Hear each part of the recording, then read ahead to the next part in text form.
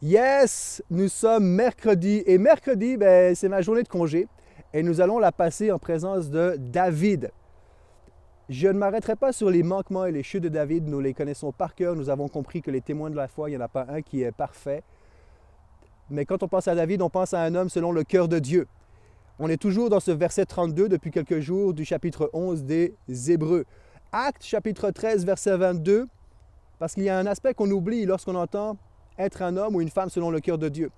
Acte 13, 22 nous dit « J'ai trouvé David, fils d'Isaïe, homme selon mon cœur, qui accomplira toutes mes volontés. » Être un homme ou une femme selon le cœur de Dieu, c'est aussi, et je devrais dire surtout, être un homme et une femme qui cherchent à accomplir toutes les volontés de Dieu. Et ça, c'était David. David, c'est le fils oublié. Je vous remettrai toutes les références à Samuel 16 et 17, les chapitres, dans la fiche, je vous mettrai les détails. Mais c'est le fils oublié. Isaïe, son père, avait, si je ne me trompe, 8 fils et 2 filles. Et quand vient le temps de choisir un roi, personne ne pense à David. C'est le fils oublié. Peut-être que tu t'es senti ou tu te sens encore maintenant comme le fils ou la fille oubliée. J'aimerais te dire que Dieu ne t'a jamais oublié et il ne t'oubliera jamais. C'est le successeur inattendu de la royauté. Personne ne s'attendait à ce que ce soit lui qui relève les fonctions de Saül. Tu ne sais pas ce que Dieu a prévu pour toi. D'un moment à l'autre, il peut changer les événements. D'un autre côté, on peut aussi se poser la question, comment est-ce que je réagirais si c'est une autre personne autour de moi que je connais qui obtient le poste que j'ai convoité, ou entre guillemets convoité, que je désirais, auquel j'aspirais. Comment est-ce qu'on réagirait si quelqu'un autour de nous obtenait un privilège, un poste, un ministère, une responsabilité, etc. Est-ce qu'on se réjouirait ou est-ce qu'à l'inverse, eh bien, on aurait de l'aigreur dans notre cœur? C'est le successeur inattendu de la royauté. C'est le musicien au service du roi. Alors qu'il a reçu l'onction royale par Samuel, eh bien, Saül, il a juste à claquer des doigts. Hey, est-ce que tu peux jouer pour moi, s'il te plaît? Ok, merci, c'est bon, tu peux retourner.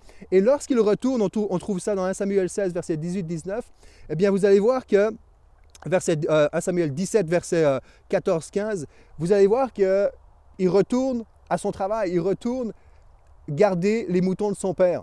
Il aurait pu dire, ah, attends une minute, j'ai quand même reçu l'onction royale, quand même. Non, il retourne. C'est le musicien au service du roi, mais c'est le gardien attentionné malgré l'onction qu'il a reçue, malgré le titre et la responsabilité qui lui sont promises. Le gardien attentionné. C'est le frère méprisé par son aîné lorsqu'il arrive sur le champ de bataille avec Goliath. Il est méprisé, accusé par son frère. C'est le guerrier sous-estimé par Saül à cause de son âge. Tu peux pas, tu es trop jeune, tu peux pas te battre. David, c'est tout ça et bien plus encore. Et on nous dit que David était un homme qui était fort, qui était beau, qui s'exprimait bien. Et c'est ce David-là qui va remporter la victoire sur Goliath et tant d'autres plus tard. Mais ce n'est ni sa beauté, ni sa force, ni son éloquence qui vont lui procurer la victoire sur Goliath. Ce n'est aucune de ses qualités humaines qui vont faire en sorte qu'il va bénéficier de la bénédiction de Dieu. Non, il n'y a qu'une seule chose qui lui vaut cette victoire et la bénédiction de Dieu, c'est sa foi, c'est sa confiance en Dieu. Encore une fois, on est dans les témoins de la foi et David avait confiance en Dieu. Confiance en Dieu.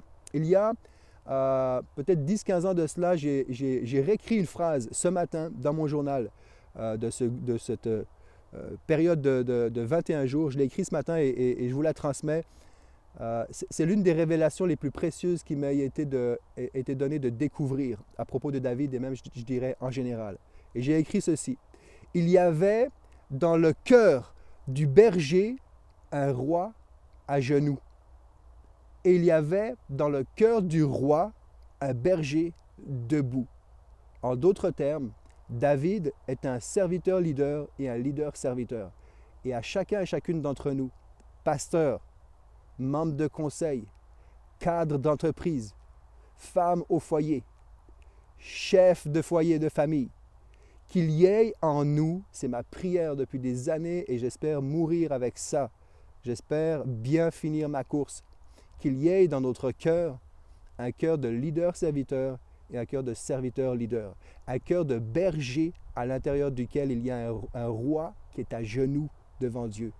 Et un cœur de roi dans lequel il y a un cœur de berger debout pour protéger ceux qui en ont besoin. David, c'est le témoin du Dieu qui honore l'humilité de la foi. David, c'est le témoin de Dieu, du Dieu qui honore l'humilité de la foi. Et quand je parle d'humilité, je ne parle pas de baisser la tête et dire « Oh, pauvre de moi, je suis pourri ». Ça, ce n'est pas de l'humilité. Quand je parle d'humilité, je parle de dépendance, je parle d'obéissance et je parle de révérence à Dieu. On a parlé beaucoup de courage, de capacité, force surnaturelle, de fidélité, d'intégrité. Mais David, il y a un mot que je retiens de lui, un trait caractéristique qu'on ne parle pas souvent, c'est l'humilité. L'humilité, humilité.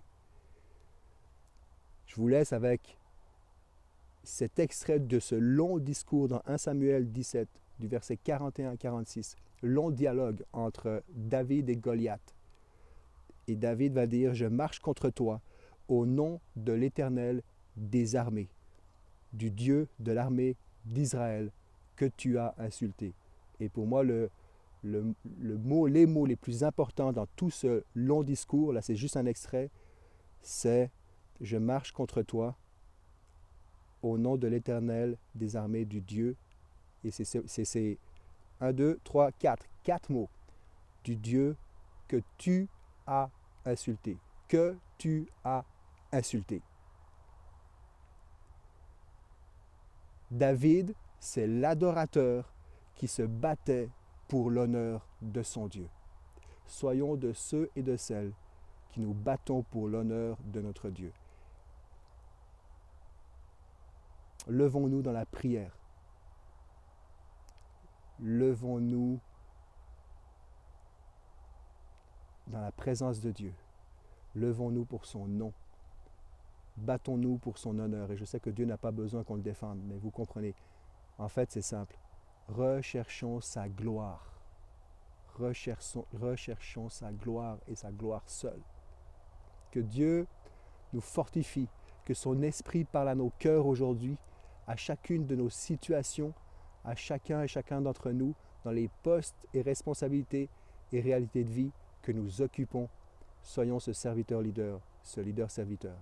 Un homme, une femme, un jeune homme, une jeune fille, selon le cœur de Dieu, accomplissant toutes ses volontés. Amen. Bonne journée à tous. Allez, ciao, ciao.